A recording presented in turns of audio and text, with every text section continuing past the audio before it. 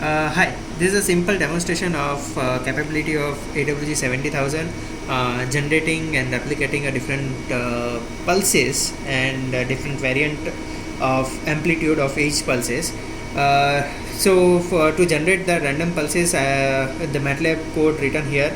So what is this doing is generating every 1.98 nanosecond pulse differences. It generates one particular impulse or one particular pulse and creating its value randomly assigned over it. So I'm compiling this waveform and have created the samples which is right put across over here. So as you can see, there are some values which is going high. So what I'm going to do is I'm just going to recall this particular into the arbitrary waveform generator. So here arbitrary waveform generator is there. I'm going to get the access on my computer directly so that I can read out the sample values over here. So I have a source express right over here. I have connected over a LAN interface AWG, and I just say connect. So as you can see, is the access is going to be on my computer now. Once done, I have created all the samples with the duration of 50 giga samples per second, 20 picosecond resolution. So what I'm going to do is I just make sure that I have 50 giga samples per second, and I'm going to use a marker value as well. So I'm putting a 9-bit plus 1 marker over here. I will now just go back and we're going to recall the sample value which I have used here. I'll just say open, and I'll just say scale it to maximum amplitude, which is going to be there. Once done, I can drag and apply to a particular. So as you can see, these are the pulses which is separated by 1.98 micro nanoseconds, and there are 291 pulses which reproducing around 576 nanosecond time. That's going to measure on the oscilloscope. I have a marker also, so I need to resample the value first. What I'm going to say modify markers, and I'll just say marker 1 between 1 and 2, and I'm going to make it as a high, and just say compile. Oh, so sorry. I'm going to say between the cursors.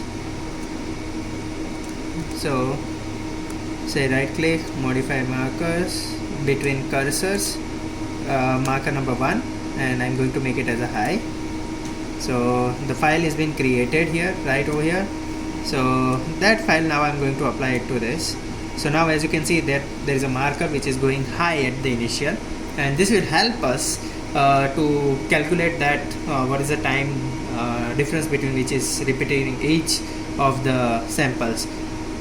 I'm just generating this and turning on say play the waveform, and now as you can see on the right onto the scopes, first I'll explain the connection.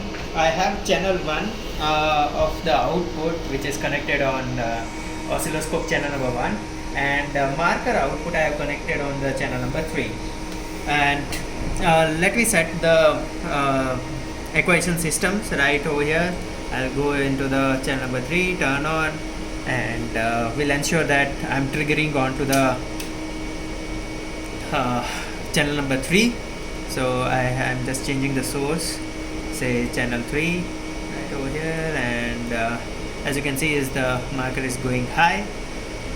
First instance, what we're going to do is we are going to first measure the rise time of the system which is coming out. So I am increasing the time base range right over here, and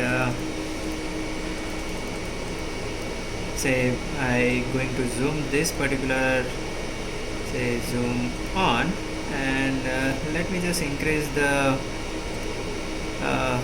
scale of this channel number 1, so I can see a proper amplitude of the signal.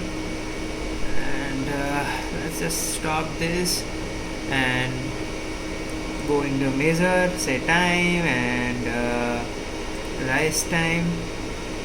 So as you can see, it's going to come around 28, but it is right on this pulse. I want to make sure that I'm measuring on the zoomed pulse. So I'm going to apply the gating, which is on zoom 1, and it's measuring the rise time of the system. Now